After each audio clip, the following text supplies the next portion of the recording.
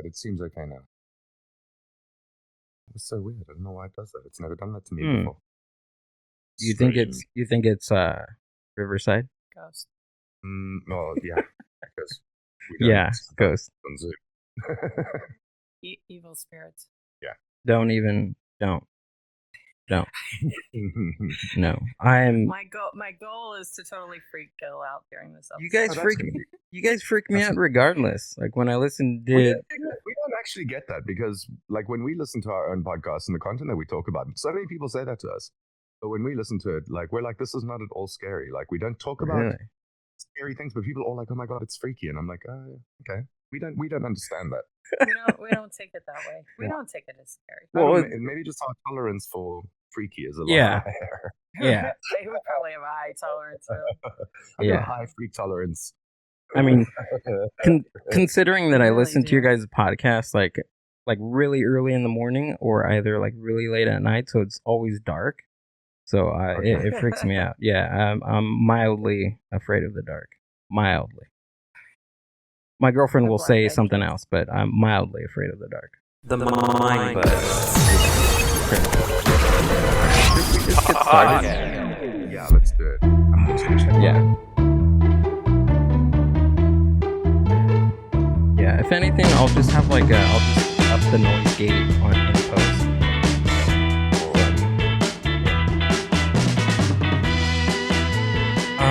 So many people say you guys are like Ben Affleck and Jennifer Lopez, Batman and Robin, Simon and Garfunkel, Lennon, McCartney, peanut butter and jelly, hot Cheetos, and acrylic nails.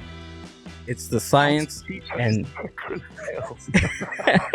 it's the science and supernatural.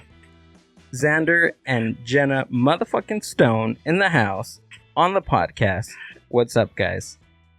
What's up? Hi. Sorry, I completely I didn't mean that to come out while you were doing the introduction. I've never heard us referred to as hot Cheetos and acrylic nails before. Well, this is a SoCal podcast, so I'd have to throw in some of that. Just a little bit. Well, I think Stone is definitely the hot Cheeto. I'm probably the acrylic nail. You're I'm the acrylic nail that fell off. Like, I'm that one missing acrylic nail. Like the one broken one? The one on the pinky. One fell off, and now it's like lying in a dirty carpet somewhere. The one that the crack house. Yeah, the one that broke off into the Jack in the Box taco. Yeah. Yeah. I've actually way too much about acrylic nails. I've actually witnessed a worker actually split a hot dog with an acrylic nail. Oh. It was disturbing. Yeah. That is disturbing. That's all sorts of nasty. Well, they're acrylic nails. I mean, huge. How are you guys doing? Knives. Good. Stone? Yeah, good. You good? Happy to be here. Thank you for the invitation. And thank you for remembering my middle name. I appreciate that. Oh, yeah. Always. You have no idea how long I've been waiting to say that. You should just say it to yourself quietly at night, you know. I do. I wrote everything down. I've been practicing it for months because I've been trying to get you guys on the podcast. 4 months, but yeah, I'm super excited. I've actually listened to you guys on Pods Like Us on Marv's podcast, so that's where I kind of first had my experience with you guys, and then just been following you guys ever since. So awesome. That's nice. Thank you. And Stone, you already know about my fear of the dark and listening to you guys, and actually on being high and listening to you guys is a totally different experience. I'm sure. Maybe that's the trigger, though, is less to do with us and more to do with the drugs. Just maybe it could be. Yeah, maybe. I can't help but wonder if there's some sort of like a grading. Like, if it's like a pot high, is it like, tolerable? But if it's like an LSD high, are people just like, this is way too much? No, I wouldn't be able to do that. No, no, not at all. That would be just no. I could barely be by myself. Well, I can barely listen to music on that. Even mushrooms too. Yeah, mushrooms for me, it's like I can, so I did Mexican blue vein mushrooms. This is like around back in, I think, about 2018, and I'd gone home from China. I'd gone home for a holiday. I got myself some mushrooms. I had a friend come over, a very good friend that I've known since I was like 8 years old. And we took mushrooms. I can tell you a great story about actually meeting the Buddha on mushrooms, which was awesome. Yeah, I met Buddha. Buddha spoke to me.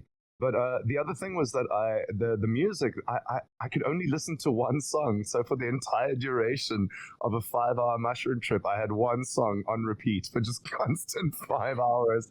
And it was some like ambient, like, like Buddha bar type of like, like that kind of ambient, like lounge trip type of music. Yeah. Just on repeat for like 5 solid hours. Same song over and over and over again. It was a fantastic experience. Wow. And was that your first experience? No, God, no. That was 2018. My first experience would have been in like...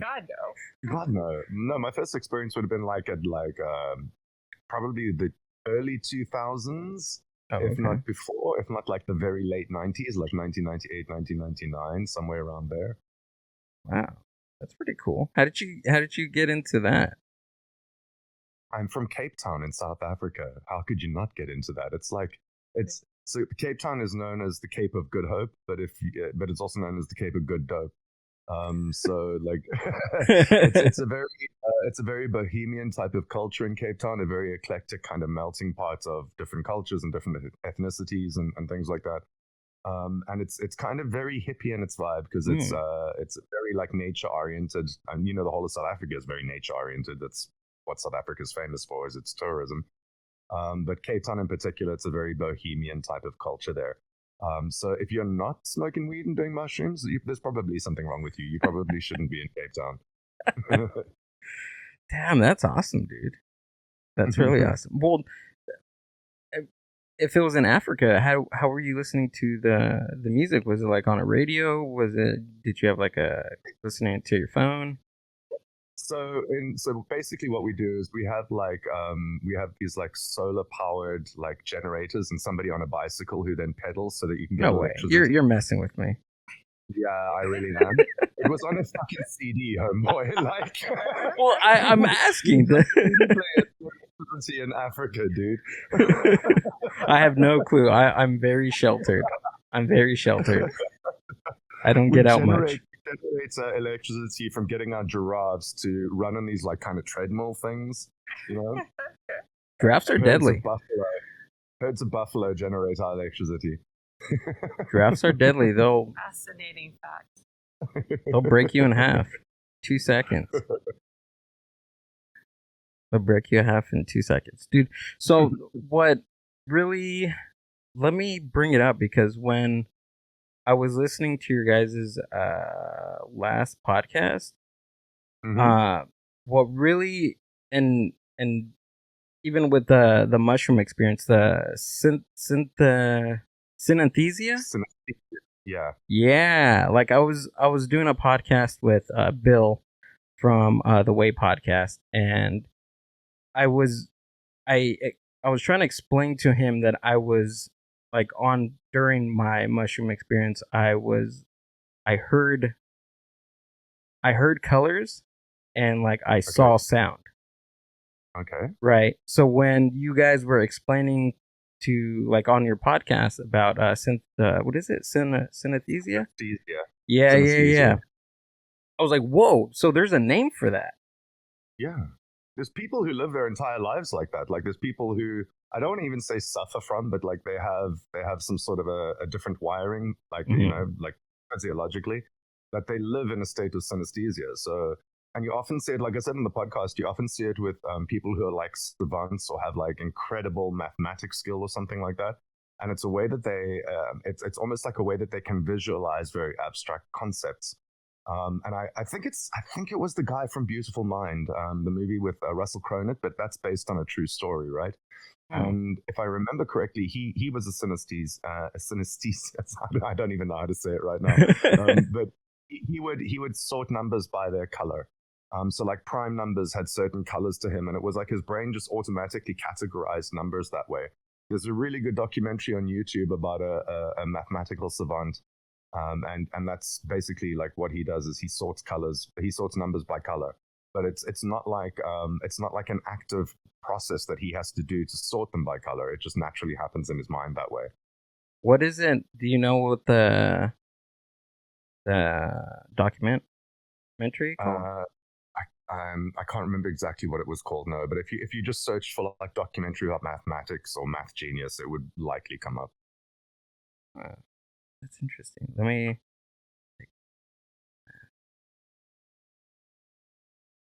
But I also kind of wonder about like I think all people we might have like a slight element of synesthesia to us, because like music might have, like when music evokes an emotion inside you, that is like a crossover type of thing of synesthesia. I think like it's a very kind of low level of synesthesia.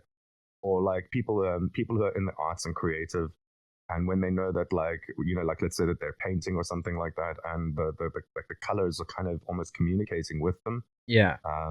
I think that's like a slight synesthesia type of thing. So I think we all kind of have a little bit of synesthesia inside us in different ways. Yeah, I get that a lot when I'm listening to music. Like, I get like this little butterfly feeling and kind of like ecstatic feeling in my body. Yeah. What about you, Stone? Do you ever feel that way? Green tea? I do. Well, I think green tea really evokes strong emotion in me. Is that why you said green tea? Yeah. I think that like the alphabet, I think there are male characters and female characters. Is that synesthesia?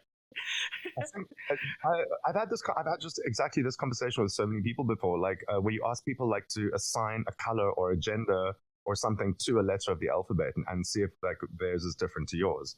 So like, for example, let's take the letter E. Let's take the letter E. Just think about the letter E in your head for a second and assign it a color. To me, E is blue. Oh, that's creepy. I would have said yellow. I would say yellow.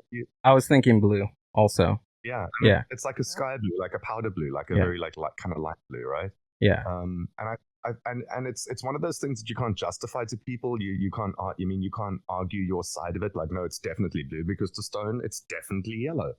So it's like it's interesting. It's just a different, I think it's like a different creative way that our brains process different things. How did you kind of personal? How did you guys get into science and supernatural? Like what intrigued you to start a podcast about science and supernatural? Xander actually started his own podcast first without me, if you can imagine. Yeah. Can't imagine not bitter. But I'll let Xander answer that on why he chose the supernatural. It wasn't. It's that. I mean, the way that Stone put it isn't entirely accurate, because Xander was going to start a podcast by himself, but Xander never started the podcast because Xander didn't. I don't know. It was during. So basically, like the concept of the podcast started at around the end of 2019, and I was just kind of sitting on this idea. And then all that coronavirus rubbish started happening. And obviously we all found ourselves with, loads and loads of free time. And being in China, it happened a lot earlier for us here than it did in the rest of the world. So we went into a quarantine lockdown situation very early, in around February of 2020. And Stone was in the Philippines at the time. She had previously been in China, and then she was in the Philippines. And we were kind of just like chatting about it. And I had mentioned that I was, starting this podcast called the Xander Zone. And the entire concept of the podcast was pretty much the same as the one that we have now. And I was just kind of like bouncing ideas off Stone and like, what do you think of this and what do you think of that? And she was returning, and we were kind of give and taking it. And then we were like, well, why aren't we doing this together? And Stone and I have had so many conversations in the past where, and just in conversation, talking about supernatural things and, experiences and that sort of a thing. So it just seemed the natural progression. Okay. So we have a high tolerance for weird things happen, and then we talk about yeah. Anything that's happened weird recently? Weird shit happens to me all the time. Yeah. mean, like it depends how you define weird. You know what I mean? I Like, know. Yeah, what? What's normal to us is probably not normal to other people. Like, I don't know. Dreams, ghost stories, anything like that. I did have a weird dream the other night, actually.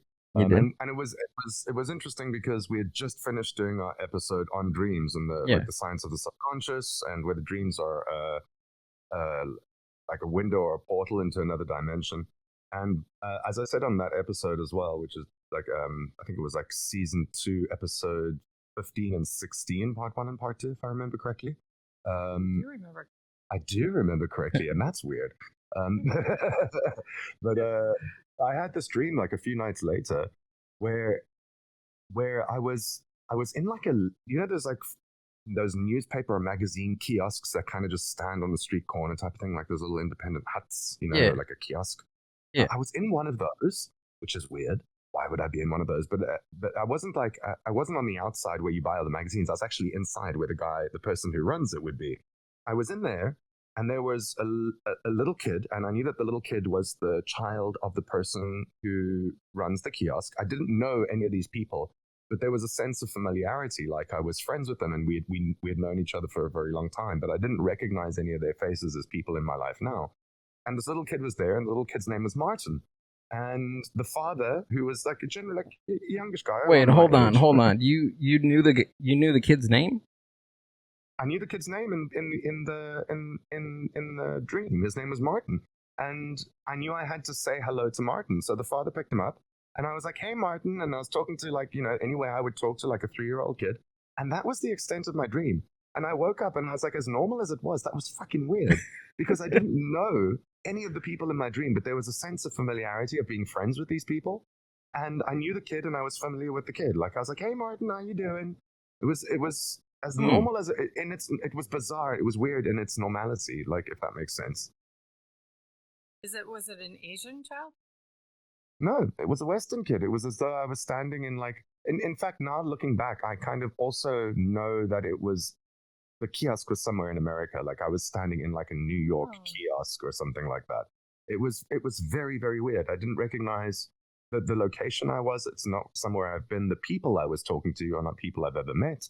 But there was this like resounding sense of familiarity in that dream of knowing the people, of knowing the kid. I could draw a picture of the kid for you now. He was adorable, little brown hair and little round face, and very, very strange. I'm sorry, I can't find the mute button. I was trying, and I was like, this is just going to be too much. Mute button. I think it's the mic. I went to mic and everything. Yeah, I don't see it. Well, black hair. That happens again. Where's the mute button? Let's all do a cough so Stone doesn't feel bad. Yeah. I know, thank you. There we go. I appreciate the support. Gill, is there a mute button just so I don't do that again to you? Is there? It says disable mic must be mute. Yeah, mic. Here. Yeah, that's the one. There we go. All work? right, yeah. All right. Now we're back on. Gill. So you said black hair, brown skin, brown hair. Brown hair. Like, yeah, brown hair, like a little, but not like. I'm not saying. It's just he was just a kid. It was just a normal little kid. Like there was nothing weird about the dream. There was nothing bizarre about it. The bizarre thing was the sense of familiarity, the feeling familiar with people I'd never met in a location that I've never been. Yeah. With this kid I don't know, like that was what made it weird. Was how Xander, do you remember his face? Yes, I do. I could probably draw it for you. Yeah, because what I learned in my psychology class is that every face that we see in our dreams is actually like a recording of our brain of a face that we've seen in our waking life. Stone has things to add to that. I thought that was fascinating. Really pisses me off when people say that. Really? There's genuinely no way to track that. How could anyone in any field of science or psychology tell you that the face you saw is the face you've already seen? They don't have imaging of your brain. Who's tracking this stuff? Hey, So that's unless it's that's like a you good can point. say, okay, that was like my cousin Bob or whatever, there's no way for any science to No measure way. and How do they quantify know that. I've seen it? Unless Hmm. they have a recorder inside my eyeballs all day long, and then they can track my dreams and see the images. Stone, there are I just recorders don't get inside your eyeballs. So you're definitely- skeptical of that piece of info. Skeptical. Yeah, I call it you're a BS. skeptic. I think it's a BS theory. It's Really? just something I think they say it to discount dreams, and I think dreams are very powerful. And I've had dreams that have come true later on, and I think Xander's is probably one that will come true later on. He'll probably be supported on his visa to America by a news kiosk. We'll see. You're pushing I just that. keep trying to coerce Yeah, I him. know. I was gonna say that you keep pushing that. His visit to America. Coming to America. Oh One my of god. my past life regressions was of me running to my grandfather in the news kiosk. That's why I asked if it was an Asian child. But instead, it's predictive of you coming to America. That's how I think so would too. interpret I it. think so. I think so.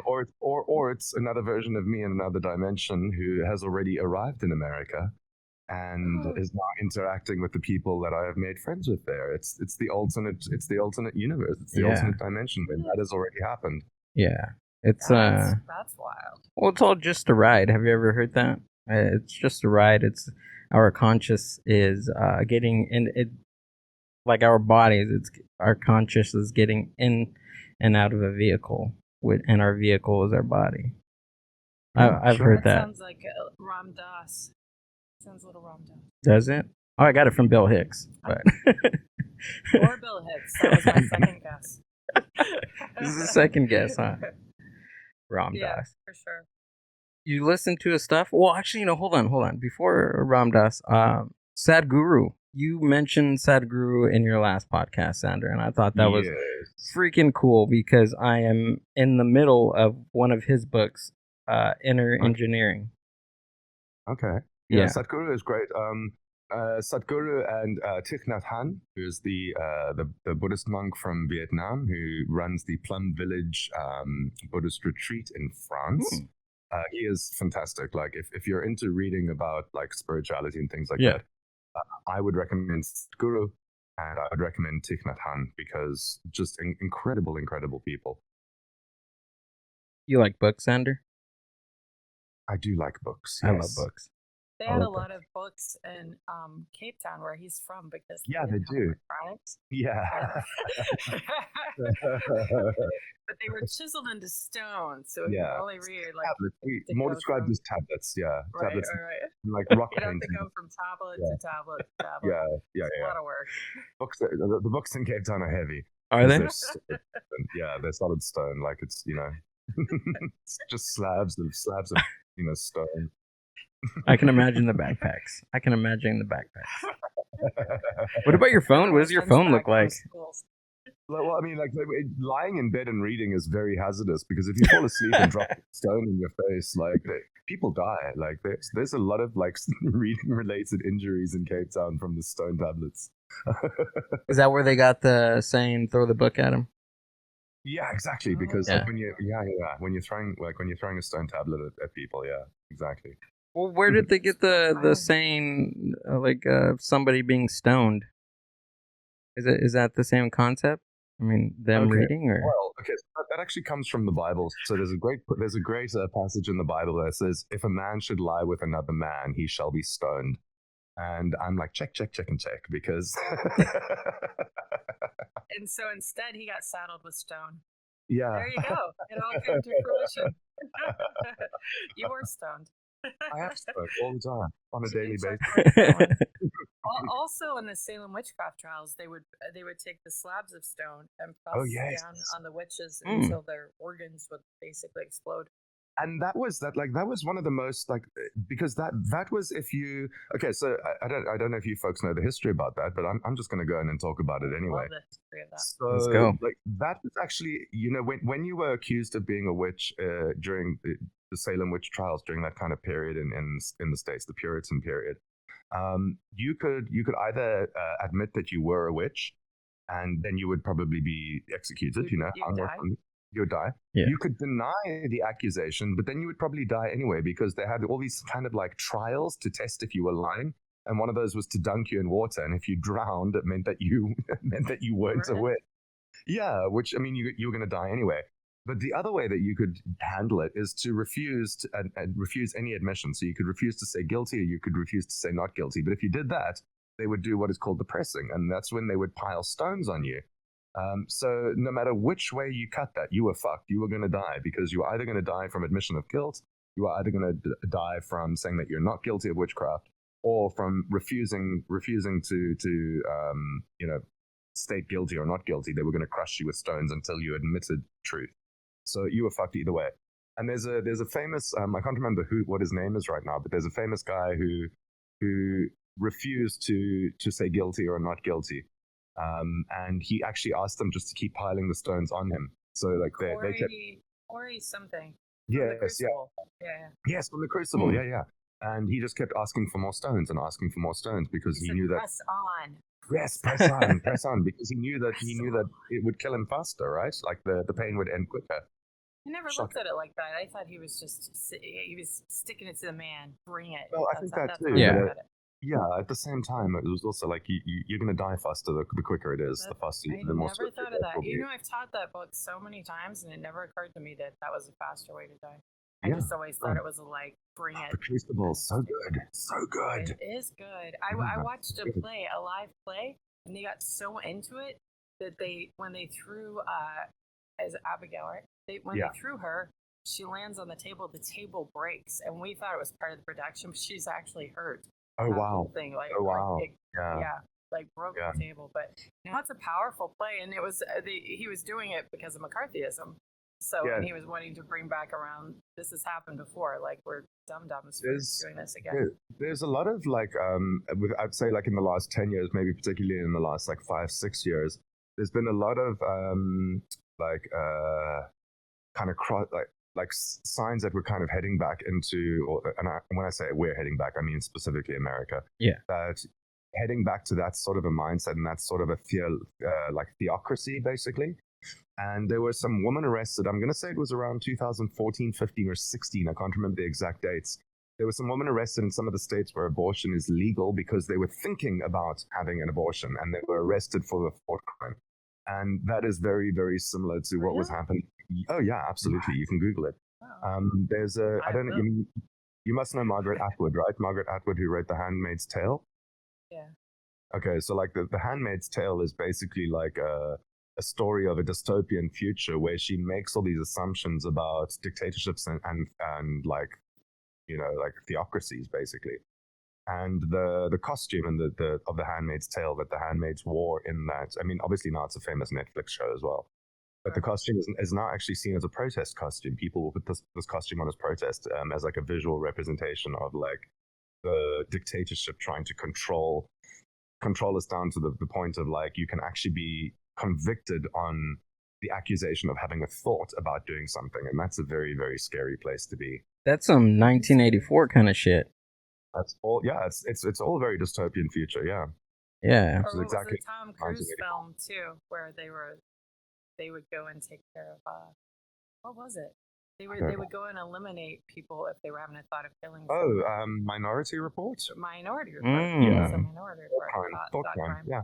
Yep. Dystopian futures, thought crimes. Yeah. Thought police. Scary stuff, guys. Yeah. Sure, this conversation got heavy very quickly, right? Let's lighten it up a little. Thanks, Xander.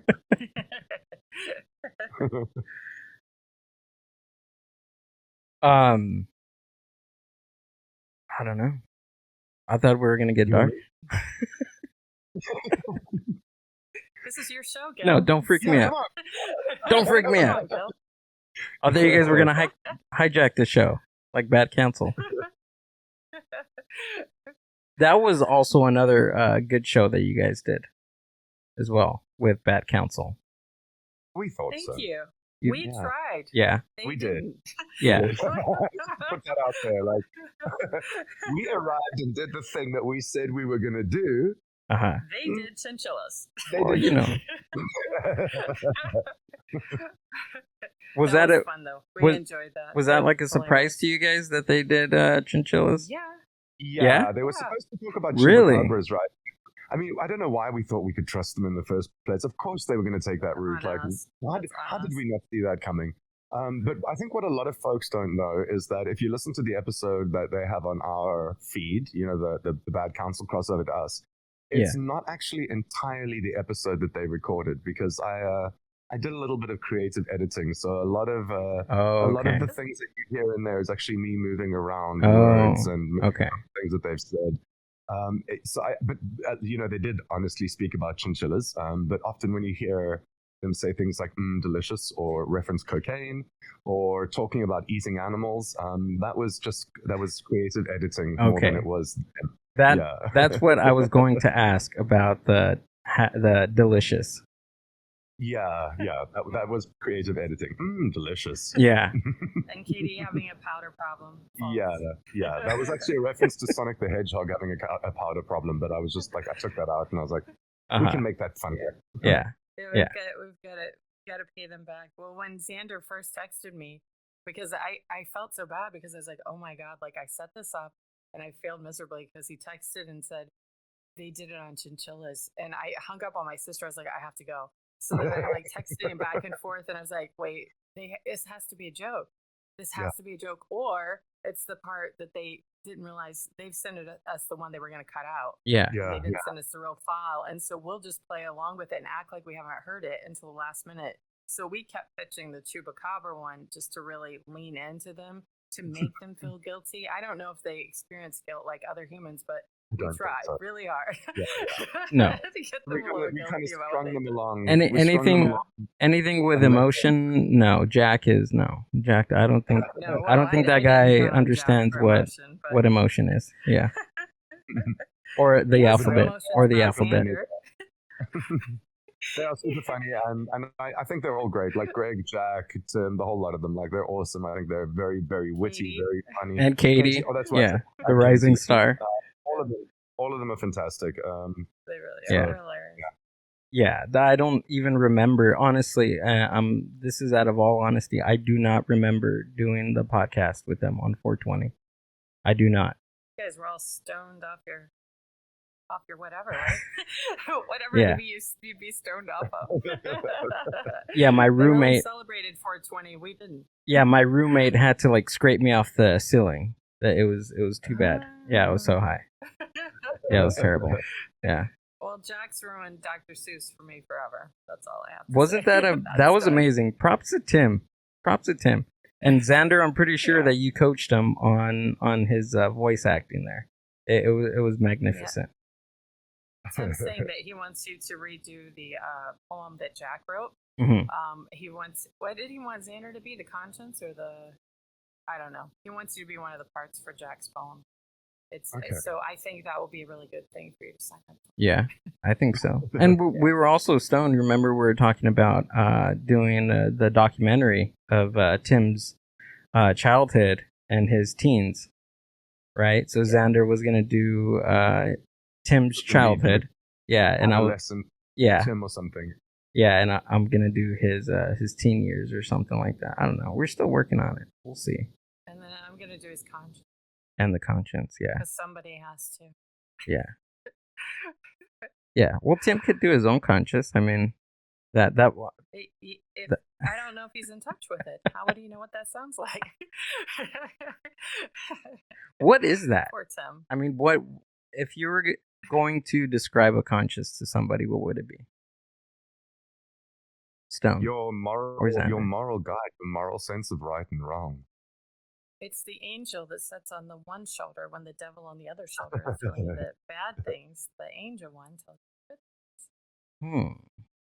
It's the little chatty Cathy that redirects your bad decisions. Where do you think we get that from? Have you not had that, Gill? I don't know. I really don't know. No. But where do you think that comes from? Upsetting.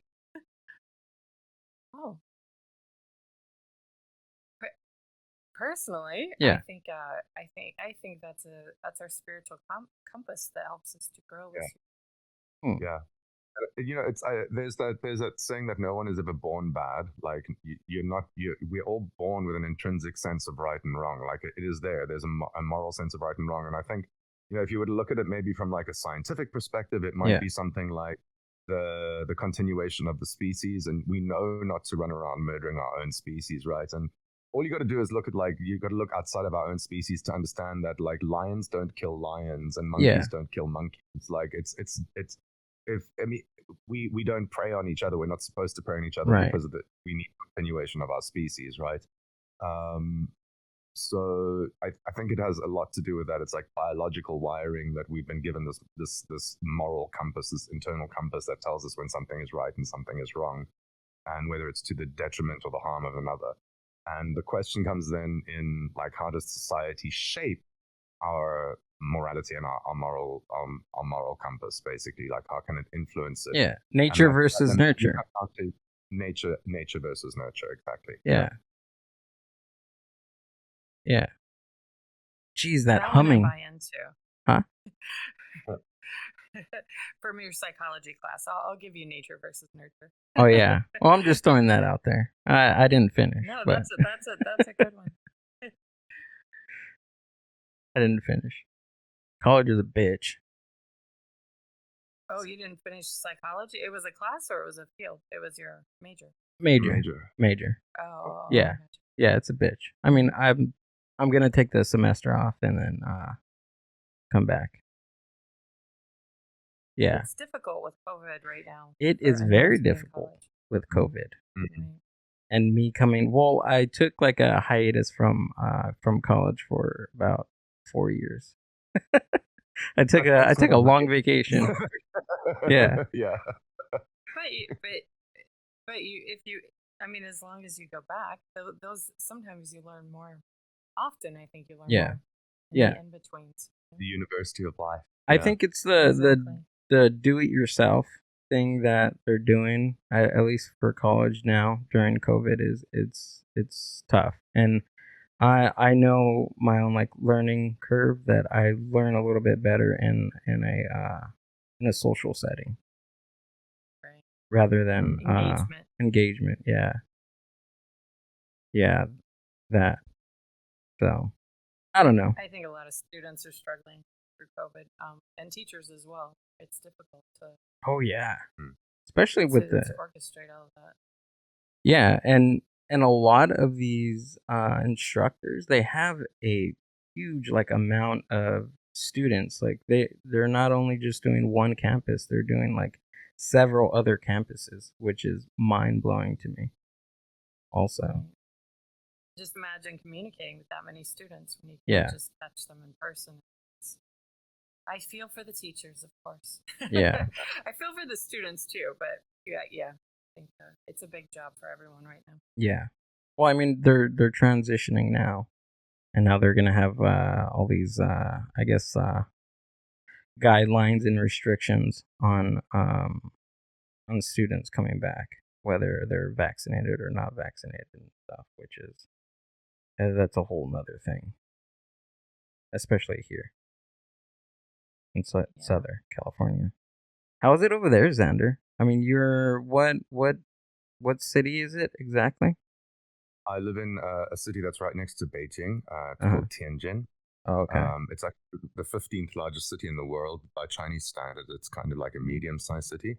And the coronavirus situation here has been under control for a very long time now. Life has returned to completely normal. Really? They are rolling out the vaccinations. My partner got the vaccination a couple of weeks ago. I'll be getting it in a couple of weeks from now. The Chinese government makes it available to all the citizens. It's for free. Cool. Both local and expat. And it's very much under control. Like, I think, as controversial as it is to say it, I think that the way that in 2000, and I think I'm going to say it was 2002, 2003, China dealt with SARS. And in the late years around 2000, I want to say 2013, they dealt with H1N1 virus. So China has and that, I mean, it swept through China, right? Like it was shocking. The death toll was incredibly high. So people here take pandemics and epidemics very, very seriously. And because they've seen the devastation it can cause firsthand, like, within their lifetimes type of thing. So when things like that happen and the government says, okay, everybody, like, we're going on to lockdown, we need to contain this. people respond by doing exactly that. They go onto lockdown. They quarantine themselves. Another thing that I was thoroughly impressed by is the infrastructure that China can pull together within a matter of a week. They built an entire hospital in a week. 7 days, built a hospital. And that is admirable. As much as people, kind of slam China and communism and socialism and things like that. Yeah. I hear firsthand being able to see what it's actually capable of doing. And it is incredibly admirable that you can pull an entire hospital together in a week. In the country that I come from, in South Africa, it would take years. 7 years to build a hospital. Here they did it in a week. And also their ability to process people incredibly quickly. So around the end of last year, around September last year, there was another isolated case of coronavirus in the district of the city that I live in. And so they locked down that entire district immediately. And within 3 days, they tested 22 million people in 3 days. They tested 22 million people, and for free. And they manage it very well. They set it up properly. So their ability to respond to those situations is swift, and it is very, very well organized. And I do think that is why they managed to contain and control coronavirus a lot faster than what other countries have done. I'm curious to know, did they have like a tier system when they first rolled out the vaccines? Like here they started with the older generation, like over like 50 something, and then they went to like the essential workers. Did they have anything like that over there? Or was it? The first rollout was to all the government workers, and that was when they were first rolling out the entire the vaccination itself, and that was a few months ago. And what was again just kind of admirable about that is that it wasn't necessarily because the government officials or government representatives were classed as elite and therefore should be able to get this before anybody else. It was more so like, well, we're not going to test it on the general population. We're going to give it to those who work for government, and if anything goes wrong, then we know not to give the general population, right? So the first rollout was to government officials. Then it went to frontline workers. So doctors, nurses, people who work in airports, the police force, anybody who worked in the public sector. Right. So like even municipal workers type of thing. And from there, it's rolled out to the general public. But like when I say rolled out to the general public, it isn't like senior citizens first or those at risk first. It was just rolled out. Just rolled out everybody. Public. Yeah. But they manage it very well. So they do it by district. And within the district, they break the district down into like a grid system.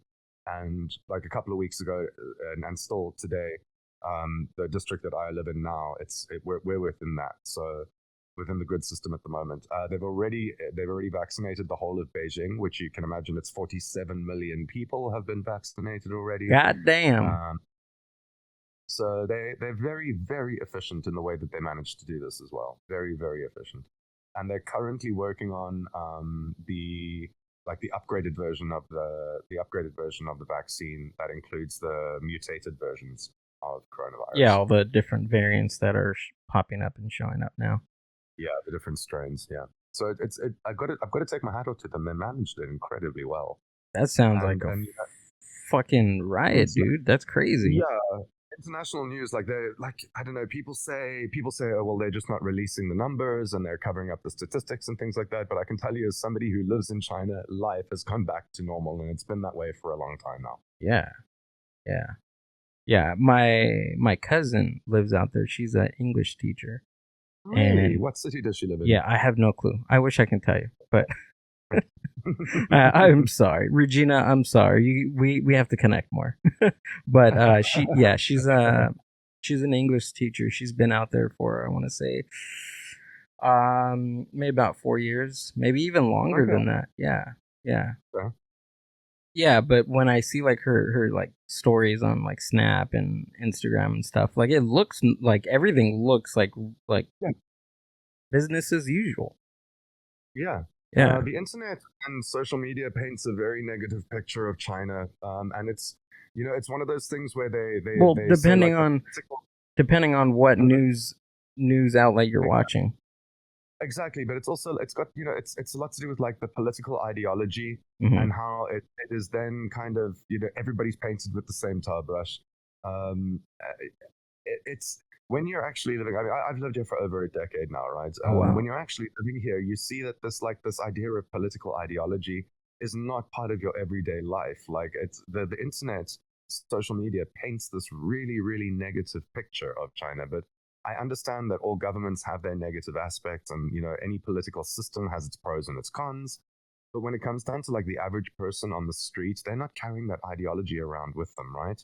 They're not like responding militantly or in like an activist type of a way, or it's not like that. Life here, I think if people just came and took the time to spend some time in the culture with the people, Yeah. like everyday man, you would find it to be a very different experience to the one that maybe you were anticipating. You've been there for 10 years? 12 years. 12? Actually. Over it. Yeah. And obviously you like it, right? You love it? Obviously. Yeah. Obviously, yes. Even though Stone is trying to get you to come to the States. Yeah, that's going to happen. It's going to happen. Oh, yeah? Really? Yeah, absolutely, definitely going to happen. Yeah. It's just a matter of timing. Yeah. What do Very you... persuasive, Gill. What was that? Said I'm very persuasive. Of course he's coming. Yeah. Yeah, well, I hear that every episode. I hear like a little... You're jabbing. Like, yeah, a little nudge every episode. Every episode. No, that's cool. Where would you come and spend your time? Would it be Arizona? Would it be Arizona? Yeah, Arizona. Definitely. We have to go explore all the haunted everythings. The haunted everythings, and I want to go into the Skinwalker Ranch. Oh yeah, all of those things. Wait, that's in Arizona? A part of it's in Arizona. Really? It expands through. Talk to me. Yeah. What's that? Skinwalker Ranch. What is that? What? You don't know what Skinwalker Ranch is? No, I don't. Okay. Skinwalker Ranch. It's in the Utah Basin in Utah. And it is a highly controversial piece of land, basically. It is one of the hotbeds of paranormal activity, to the point that, like, there's a lot of places that they say that it's haunted and weird stuff happens here and here and here. But the American government has actually been spending money on investigations on Skinwalker Ranch because there is most certainly something happening there. There are cattle mutilations recorded there. There are UFO. It's a hotbed for UFO activity. People have seen portals and vortexes opening in the sky and things coming through them. There's a lot of reports of cryptid creatures, disembodied voices. So it's kind of like everything that you can imagine that falls under the paranormal umbrella, whether it be from sightings of Bigfoot to UFOs to disembodied voices and poltergeists. They all congregate at this one place in the States.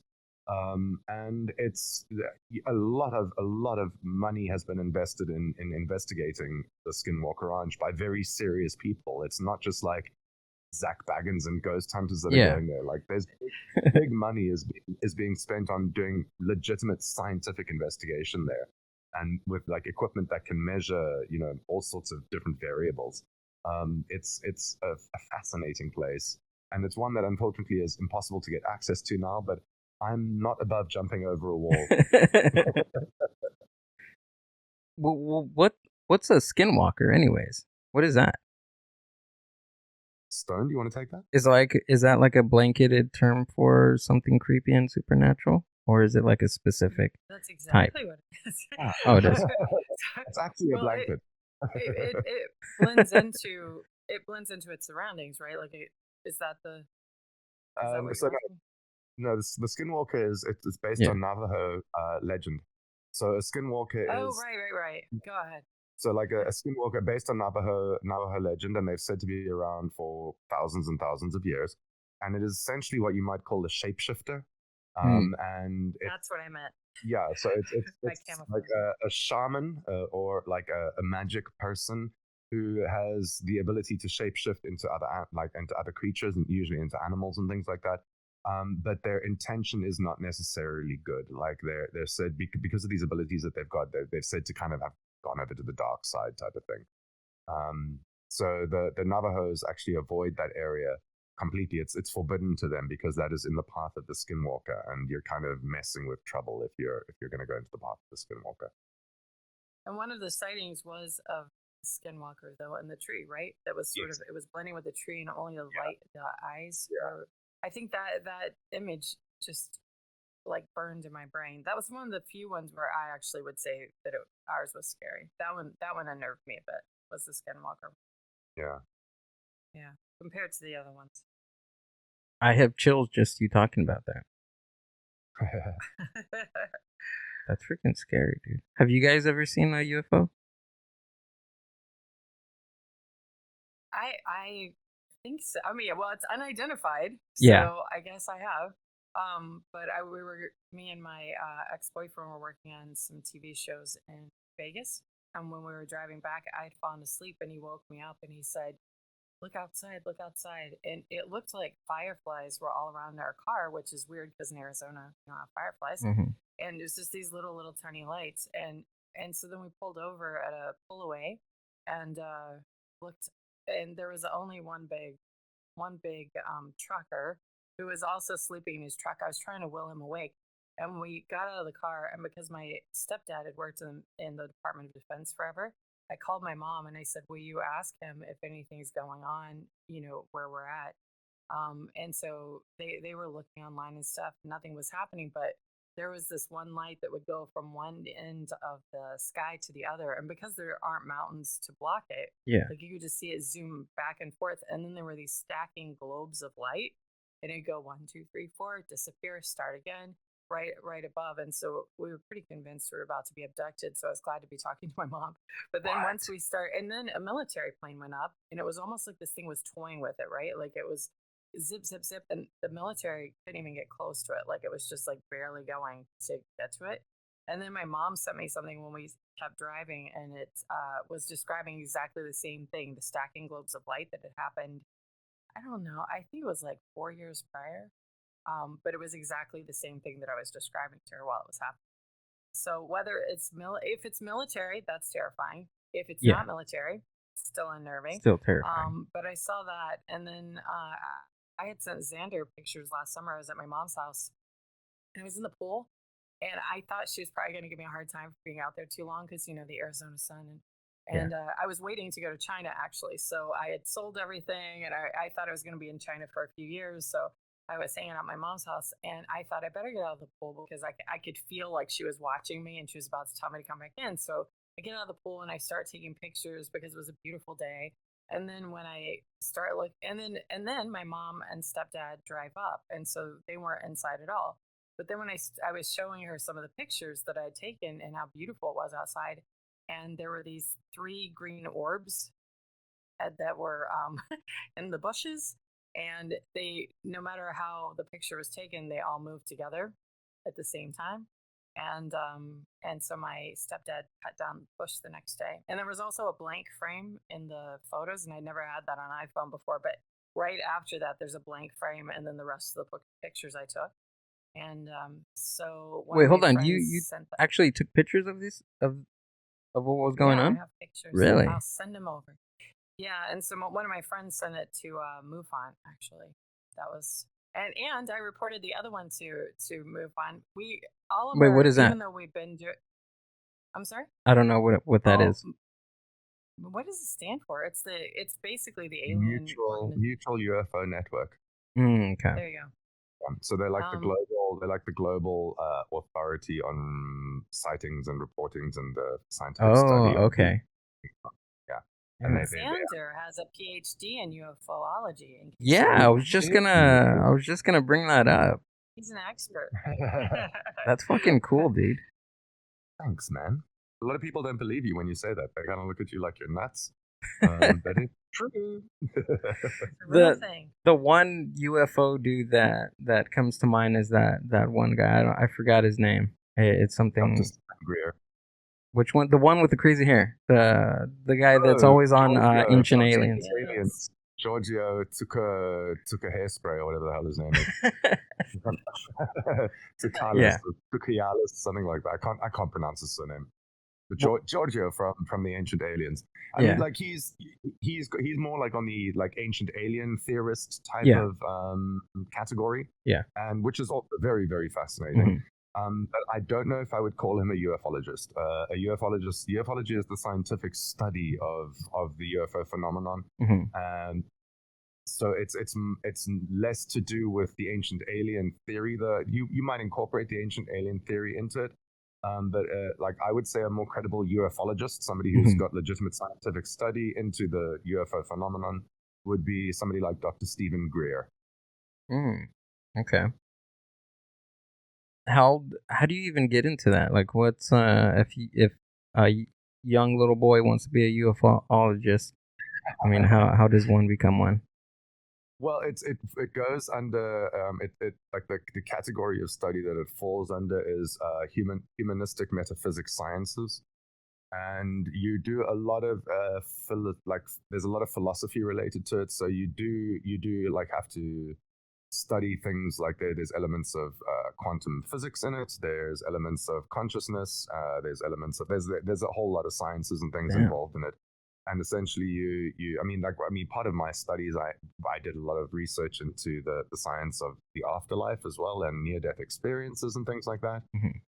You have to do courses on critical thinking skills. There's a whole lot that kind of leads you up to the concept of ufology and life on other planets, and what is how do we interpret, and how do we think about life? Like, what type of life are we looking for? Often when we're looking for life as we recognize it on this planet, but life might actually take different shapes and forms in other places and other dimensions. So I mean, the question of ufology, one of the questions of ufology in so many questions is, are we looking for life in this universe that we recognize as life similar to what we have on our planet, so that it needs water to survive, it needs, certain elements to survive, certain building blocks to be there, like the amino acids? Or are we looking at life that is coming from another dimension that might hold a completely different form or lack of form to what we recognize as life? Ufology is specifically the study of unidentified aerial phenomenon in our skies, basically within our solar system, and in our universe. So there's a lot of different avenues that you can go down when it comes to talking about ufology. But you do the same as you do with any PhD, is you end up writing a big thesis about it, and that's how you get awarded your degree. What was yours on? What was your main focus when you were studying? My main focus actually was very similar to like alternate dimensions, and like I was mentioning now, where we start to question. Well, more so, we start to question, what does life look like? Like when we're looking for life, what exactly are we looking for? Yeah, what's the definition of life? It's a very, very narrow. It's a very narrow kind of field of vision to look for life as we understand life. Like a biological entity. That is built from carbon and certain combinations of amino acids and all of these things, right? And that it needs certain elements for it to be there. So like we would not survive without water. Water is an integral part. So a lot of what like cosmologists and and scientists look for when they're looking for life on other planets, like the moons of Jupiter or the moons around Saturn or whatever, is and like Enceladus and things like that, is that they're looking for life that survives with water. So they're looking for water essentially, and when they find water, they think they're going to find life. And that is an indication of the potential for life. But who's to say that there are not biological, or I don't even want to say biological entities, life, in quote unquote life, consciousness, if that's what you want to call it, intelligence, if that's what you want to call it, in a completely different form to the biological form that we recognize. And you only have to look at like the recent scientific discoveries where they found like biological life forms in extreme environments, like around volcanic, in volcanic lava tubes, where there's a certain bacteria that can survive without any oxygen in extreme heat and very noxious gases, and it thrives in that environment. So we're needing to like kind of redefine what we call life, if that makes sense. Yeah, well, typically when scientists look for life, they look for, in outer space, they usually look for water, right? Which is kind of interesting. I mean, just from what you're saying, life can look totally. I mean, it can have a different form than what we look at, right? But we do have to start somewhere, and it's like taking one step and then the next step and the next step. If we find water, we can identify life in various forms. We might identify a strain of bacteria, or we might amoeba of some description, but that is evidence of life. Yeah. And then from there, we might take one more step and one more step and one more step.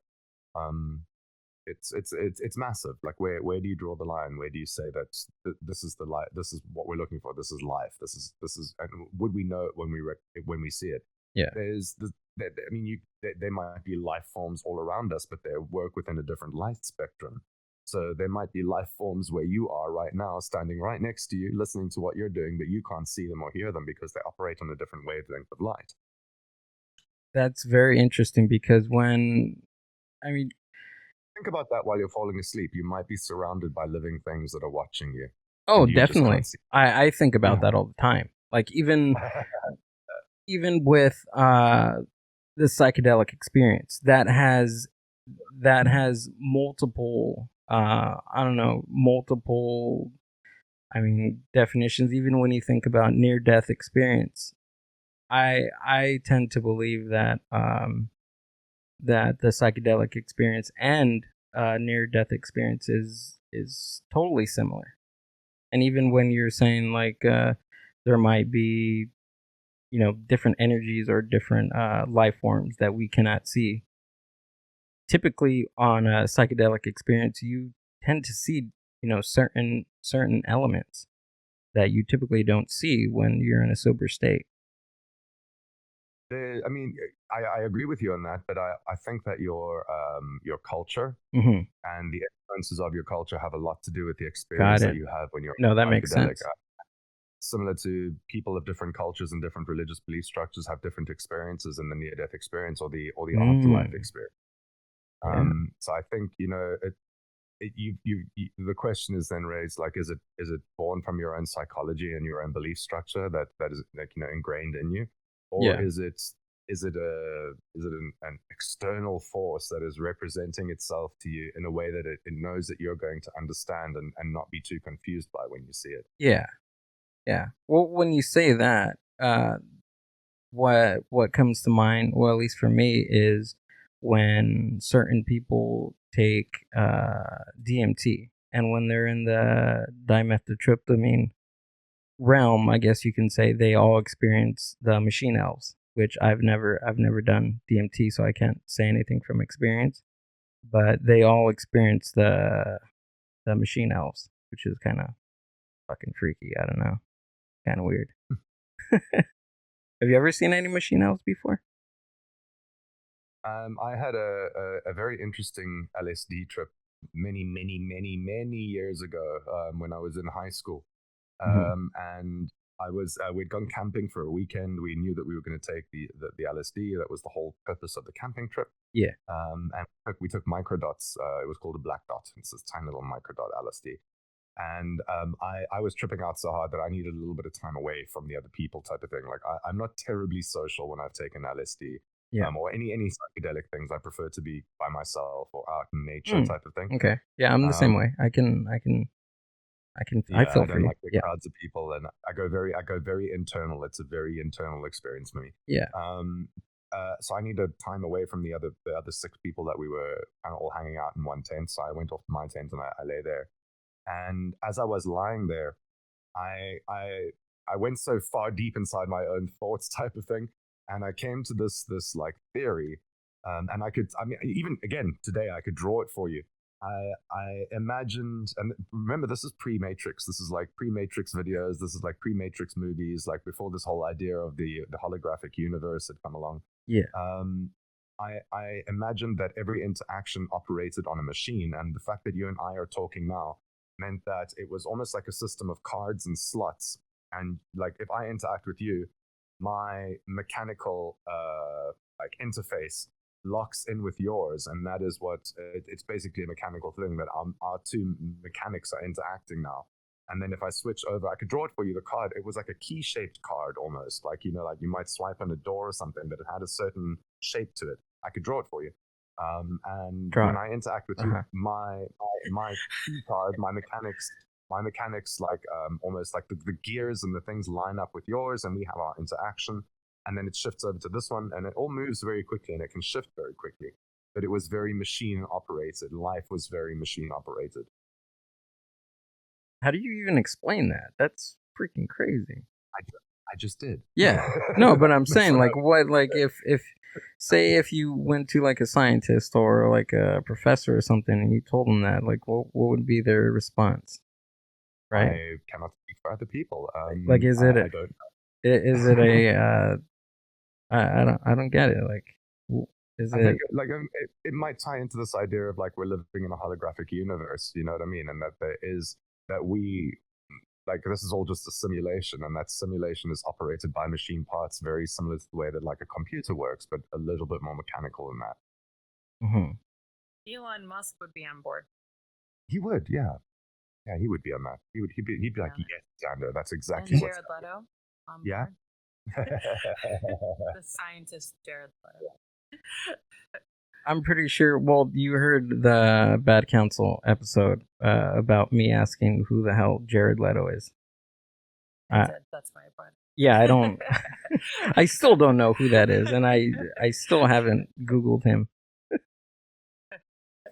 So he's the guy on the Joker, right? Yeah, he's the Joker dude, right? What? He was the Joker, right? Yeah, he played Joker in one of the Batman movies. No, not Joker. No, yeah, that was... Yes, he did. Yeah, he did, Yeah, right? Yes, he did. Yeah, he played the Joker in the Suicide Squad. Yeah. Oh, okay. Yeah. Oh, right. I was thinking of the other Joker movie. Yeah, okay, right. He had a very... In fact, like, I believe, if I remember correctly, his role in the Suicide Squad movie was a lot bigger, but a lot of it ended up being edited out. It was. Yeah. Might have been better if they'd left more of the crazy in. Oh, he's like, let's be honest, he was low-key hot and that with the green hair and all the tattoos. His grill in that movie was pretty cool. Harley Quinn? Yeah. Harley Quinn was hot. She was good. Have you guys she can play anything, so. Any thoughts about Mortal Kombat? I don't know, I'm just throwing that out there. No. Are you gonna go see it? I know that there's a new movie, but yeah. Are you gonna go see it? Really I love the original. I would like to see the new one. Are you excited about it? Not really. I don't really follow. No. I was trying for you, Gill. I was rooting for you on that one, Gill. Were you? I know. On writing, Stephen King. Xander, how was that? I have that book still on my shelf. I haven't read it yet. You haven't read it? No. I'm gonna bitch smack you through this computer right now. Read the damn book, Gill. Read the damn book. I'm biting my upper lip. I'm like the biggest diehard Stephen King fan. I have watched every single talk. It is one of my missions in life, one of my goals, one of my affirmations, my manifestations, is I'm going to not just meet Stephen King. I'm going to hang out with Stephen King. Like, Stephen King and I are going to hang out. Okay. I am like at the risk of sounding a bit like I'm a character from Mystery. Oh. Yeah, like Annie stalker vibe here. I'm his number one fan. I'm his biggest fan. I compare all other books I read to Stephen King's writing. Not to his book specifically. I'm not like, this book's like a Stephen King book. I compare all writers to Stephen King because I'm just such a diehard fan of his. Huge. He's a massive inspiration. Okay, so what about... He actually sent me his book when I was in China. He sent it by courier to my schools. I did, yes. Not Stephen King. I sent it to you. No, Stephen King. I just wanted to make you very jealous. Stephen King and I are tight. I'll introduce you someday. Oh, Steve King. Steve and I go way back. Yeah, I'm a huge fan. Huge fan. What did you think about The Shining? Like, obviously, you've read have you read the book? And yes. Have you watched the movie? Right, you watched it. Yeah. What did you think about the differences? Well, I mean, as far as like the differences go, is that there's obviously there's some differences between the novel and cinematic reasons, right? but it's always going to be that way. Yeah. I know Stephen King is not terribly a huge big fan of Stanley Kubrick's interpretation of The Shining, but I suppose that's, you know, if you create a story and then you see somebody else's interpretation of it, it's not a story that you had in your head while you were writing. It's not the same visuals that you had. Yeah. So that's understandable. You know, I like them both equally, but because they're very well done in their own medium. I think the book is brilliant. It's Stephen King. I can't fault it. But I do think that the movie is excellent as well for the movie that it is and for the cast that it's got and how Stanley Kubrick interpreted it. So I tend to think of them as two separate entities. Okay. I was just telling my students, you can never think of it as the same art form. It's You really a totally can't. separate project. It'll make really you crazy if you start. Yeah. Because every page in a book is 1 minute of film. So if you have like a 400-page book, like nobody's gonna make that movie. So you're gonna miss things, and you're gonna and it's different artists working on it. So it's a different creative interpretation. Yeah. And I mean, there's certain things in the book that, like, I actually saw the movie before I read the book, so there was. Oh, okay. There were things in the book where I was like, oh wow, this wasn't in the movie, and I can understand why, because during the time that the movie was made, there was no access to CGI and things like that. So in the novel, there are those topiary, those like pruned bushes that look like animals, like one, and those come alive. And they seem to chase him in the novel, but in the movie, obviously that didn't exist. And I think if you put that into a movie as well, it would just be a little bit too like corny. And a little bit corny. Even with today's CGI, you'd be like, this is not Harry Potter. This is supposed to be Stephen King. I was thinking Harry Potter. Harry Potter. Exactly right. It's difficult to make a shrub terrifying. So I think that there's like when I was reading about that in the novel, as I was reading the novel, obviously the character that I'm picturing in my mind is Jack Nicholson, right? Like that is who I when I was reading the novel, that is what he looked like to me. And then when it got to that, like all the stuff about the topiary and the moving bushes and things, I kind of like just like I suspended my belief in the story for a second, and I was like, okay, hang on. I can't be picturing the movie while I'm reading the book. I have to treat these as two separate mediums, as two separate art forms. Have you heard of the documentary Room 237? Or is it Room 237? Yeah. I think I have. I think I've seen it, actually. It's a great documentary. I think I've seen it, yeah. Yeah. It's a great documentary about, I guess... all the symbolism. Yeah, all the symbolism with the Native Americans and... Yeah. And even with, I guess, the theory of Stanley Kubrick directing the moon landing. Yes. Yeah. I have seen that. Well, that's true. Yeah. Oh, it is? Yeah, it's on the internet. It must be true. It's 100%. Shadows are off. No, come on. They are, and the crosshairs. Crosshairs cannot fall behind an object because the crosshair is engraved into the lens of the camera. And there are images where the crosshair actually falls behind a rock, and that's impossible. But that falls in with the flat Earth model, right? Wouldn't you agree that falls in with the flat Earth model? No. I wouldn't agree, no.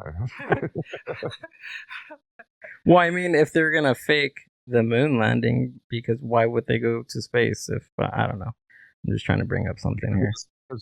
Because of the space race between Russia, it was during the Cold War, right? So the space race between Russia and America, and the essentially they were saying they did it first.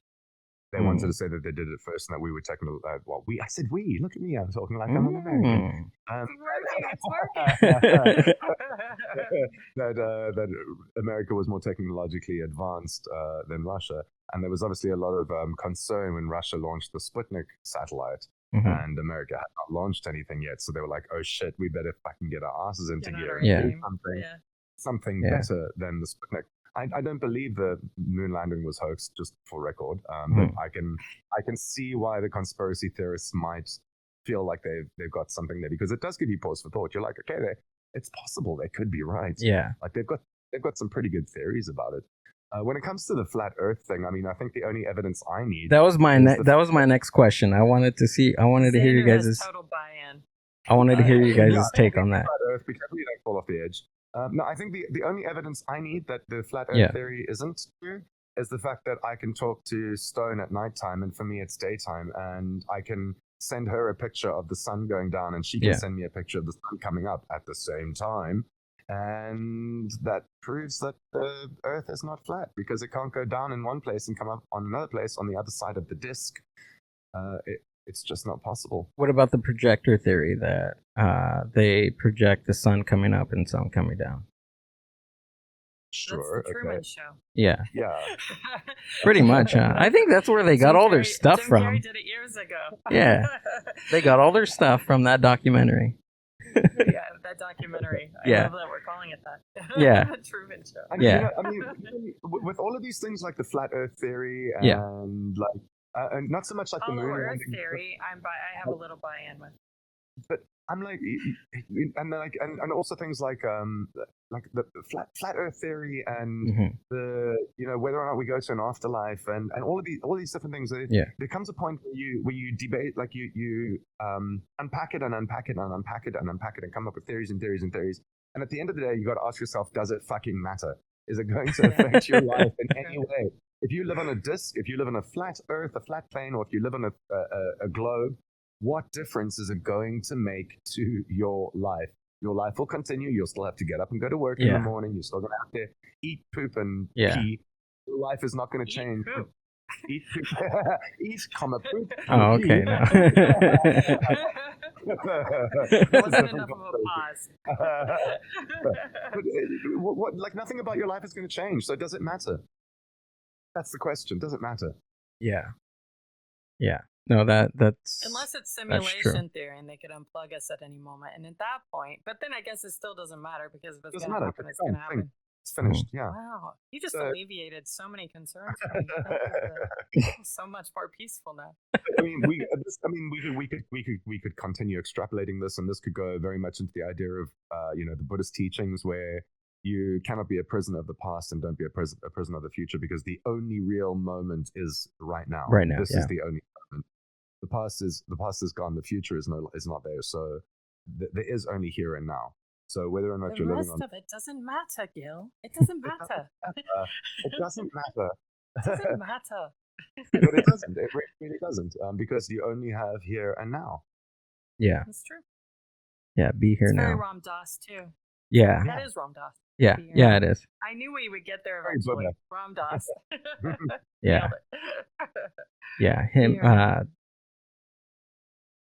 Do you know why he changed his name? I never looked that up. Xander, do you have a quick definition of why he changed his name? I do not know. No. I think that when the 7th time he did acid, he was told his new.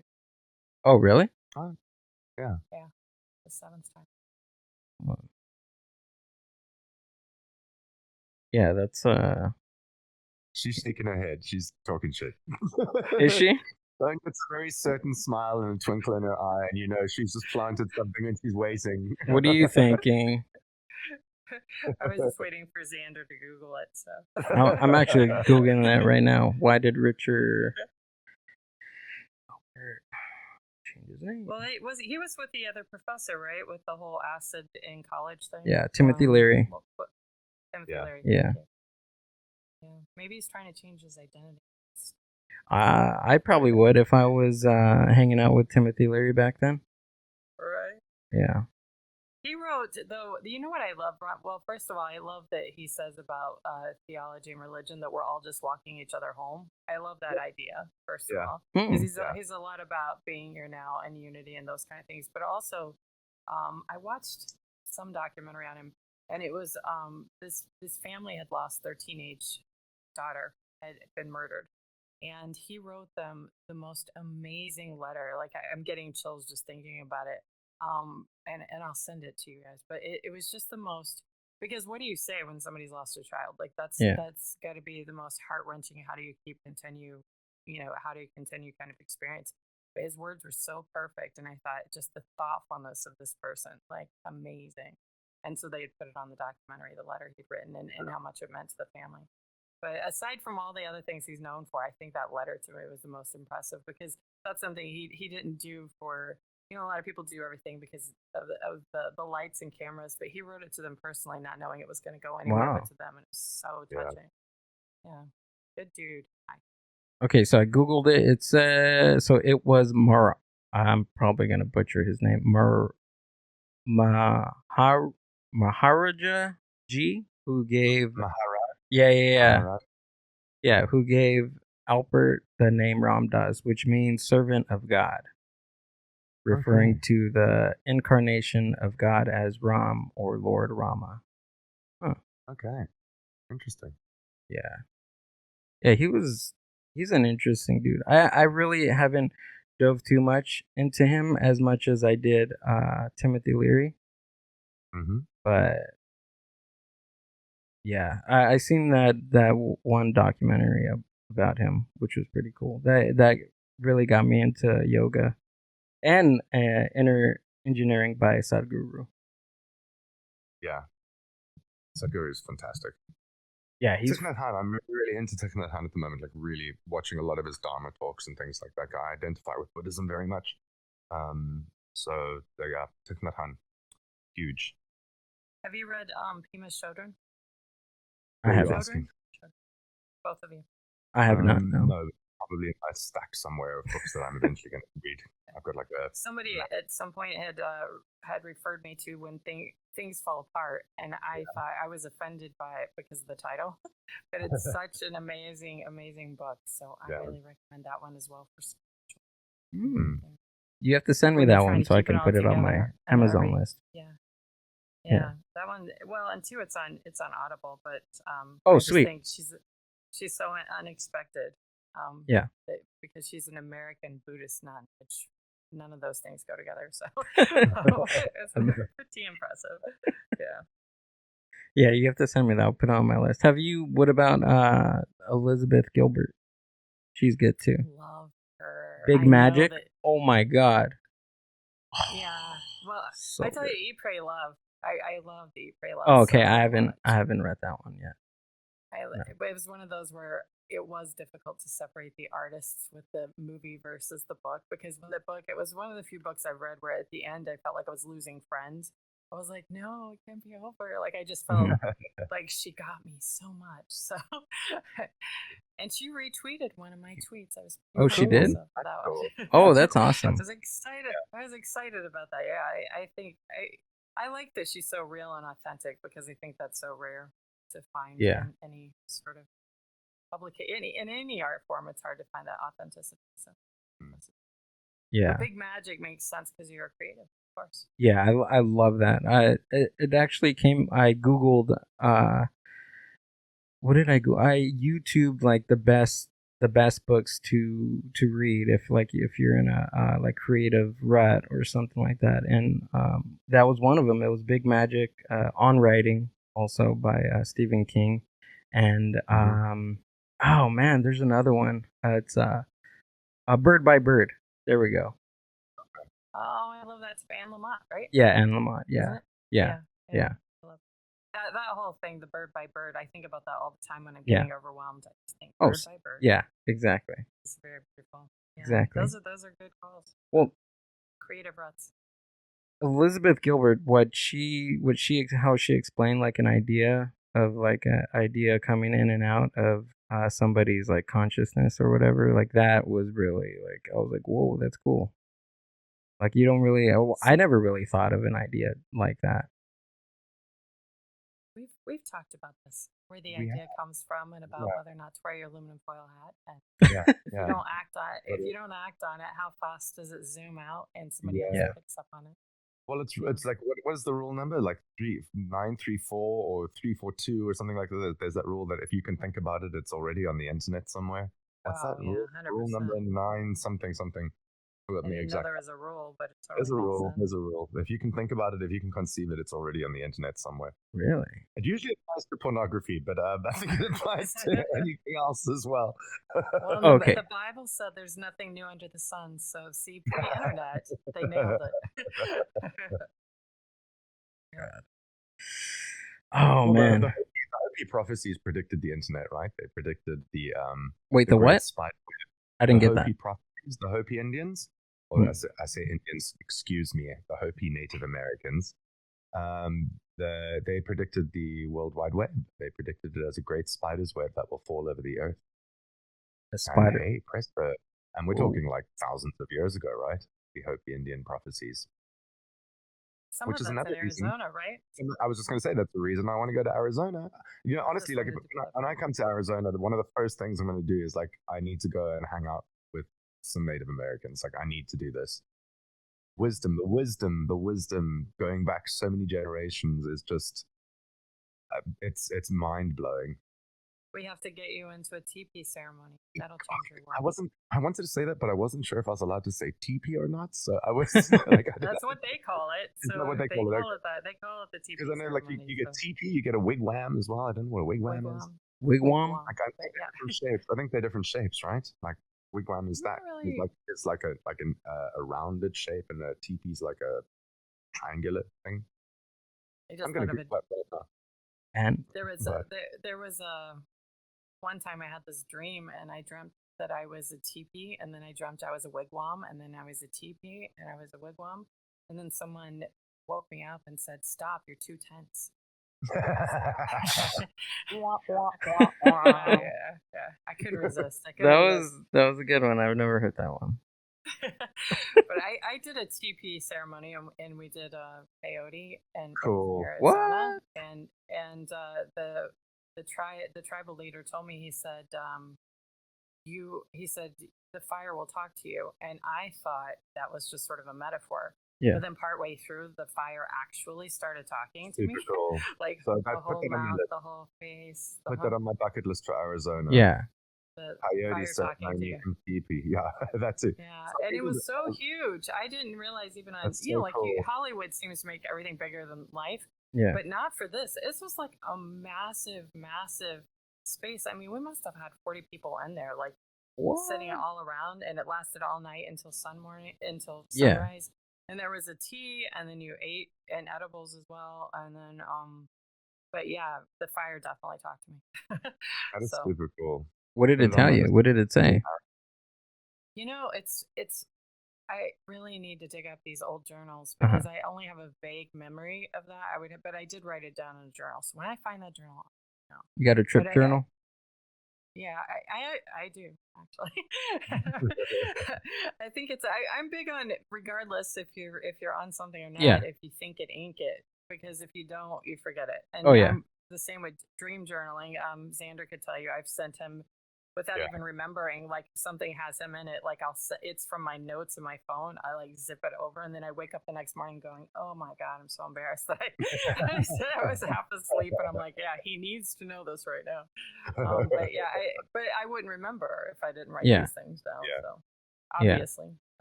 Yeah. So I googled the difference between a wigwam and a teepee, and wigwams are more permanent structures made of wooden frames and roofing materials from grasses, brush, reeds, bark, cloth, and hides of animals, and a teepee is used by a nomadic tribe.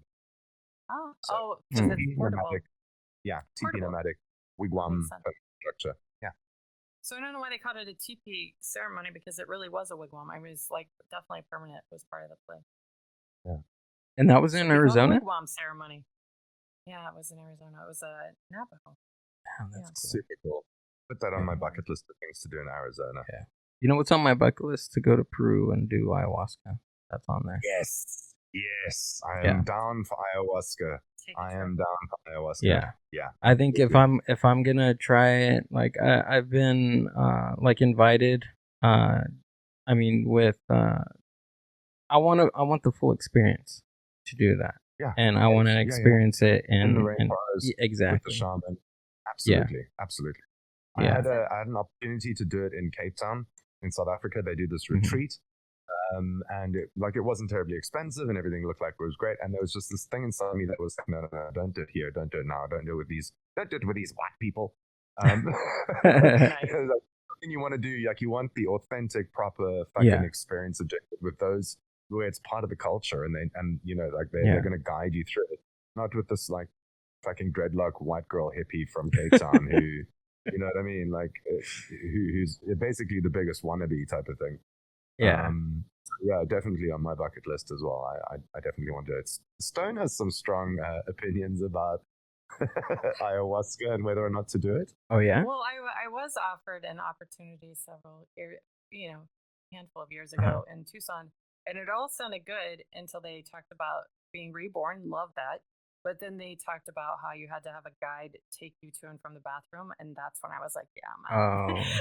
that's where I have to draw the line. Is the whole bathrooming thing.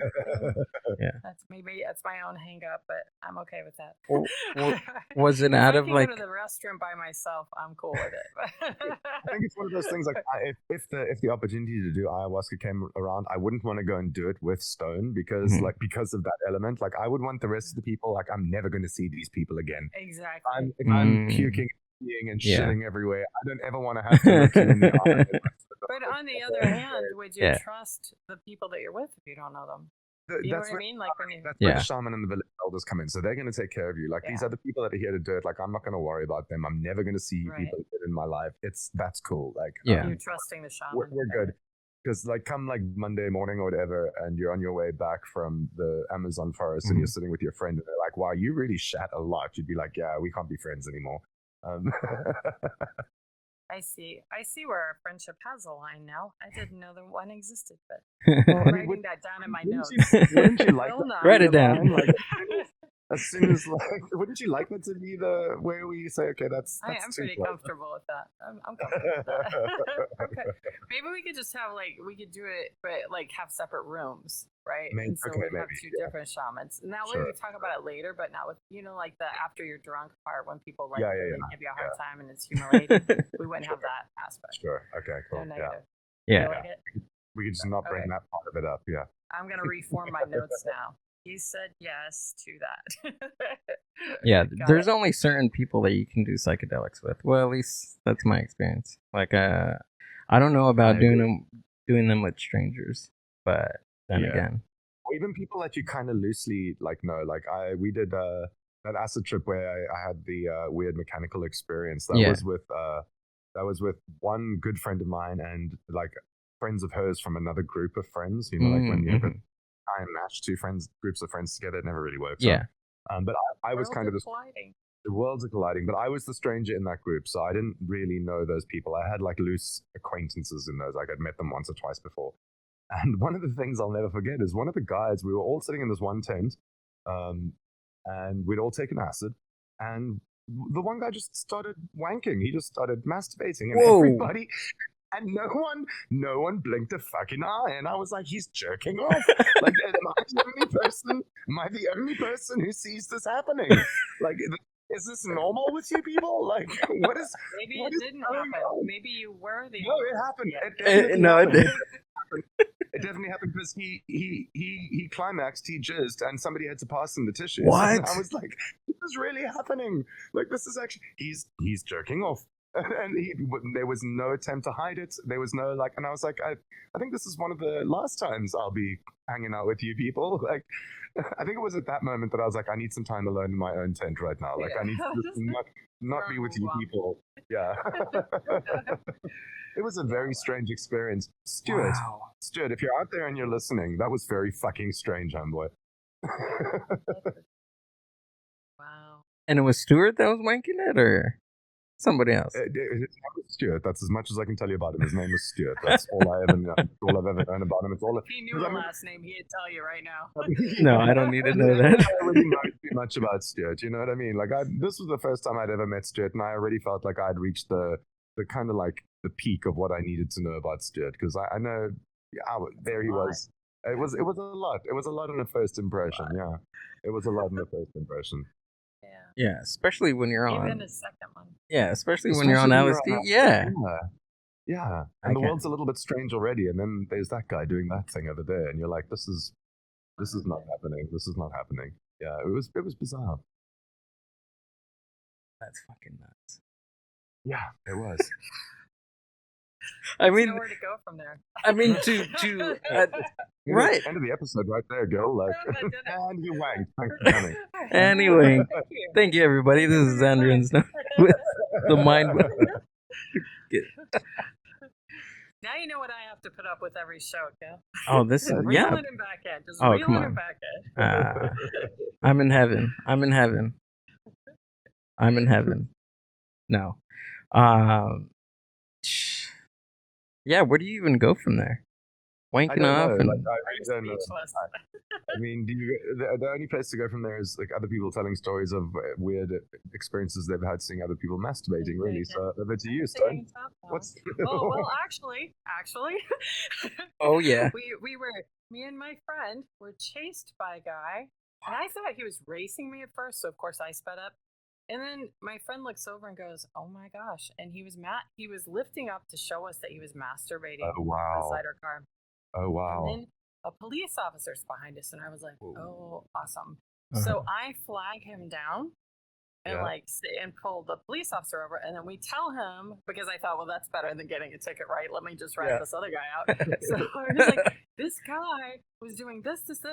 And so instead of doing what I thought he would do, which is chase after the bad guy, right?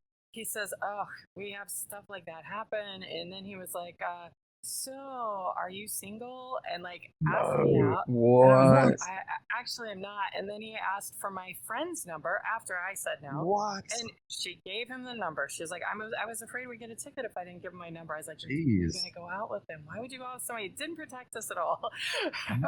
Wow. Instead, we got asked out by the cop. So yeah, that's how that went down. It doesn't top yours. But when you said, I was like, I've never had that. And I was like, wait a minute. There is Hang on.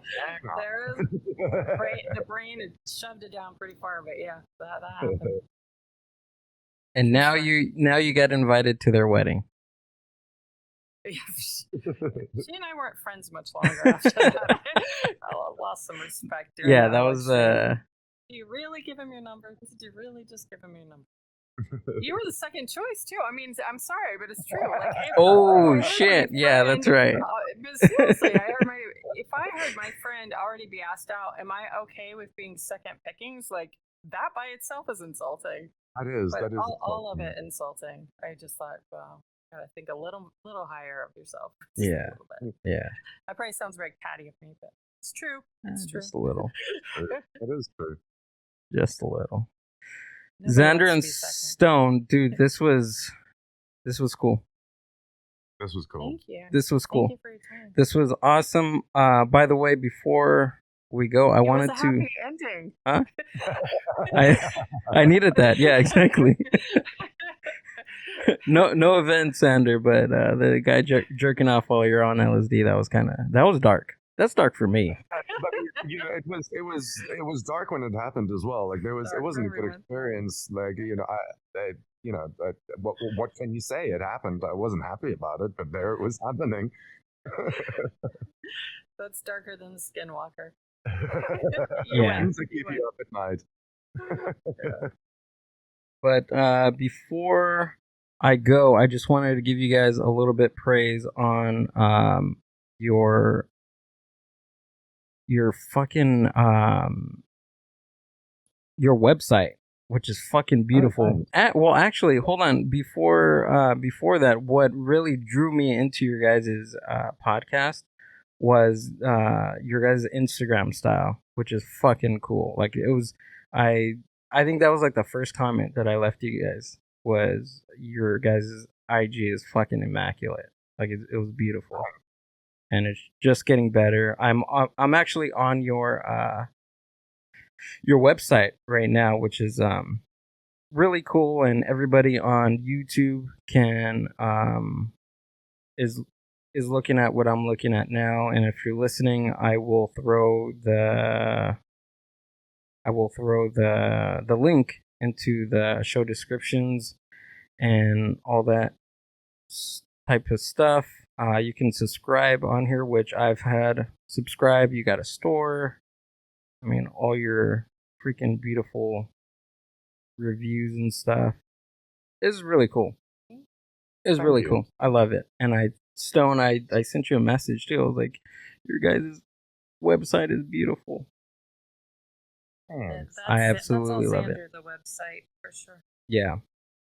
Yeah, super beautiful. So you guys want some time to share with everybody and everyone about your podcast and where we can find it and all the good stuff. Should we do our intro, Stone? So you're listening, or you should be listening, to Xander Stone, the Science and Supernatural podcast. From black-eyed kids to hauntings, exorcisms, UFOs, crypto creatures, and everything in between. If it's out there. And it's weird.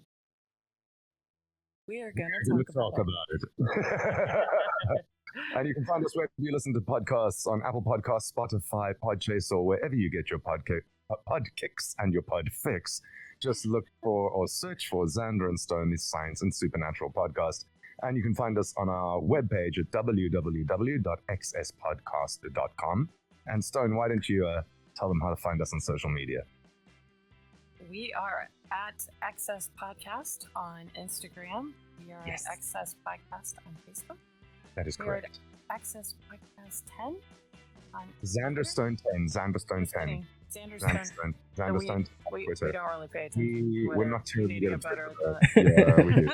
That's the reason I was struggling with that one. Yeah, you asked me all the hard questions this week.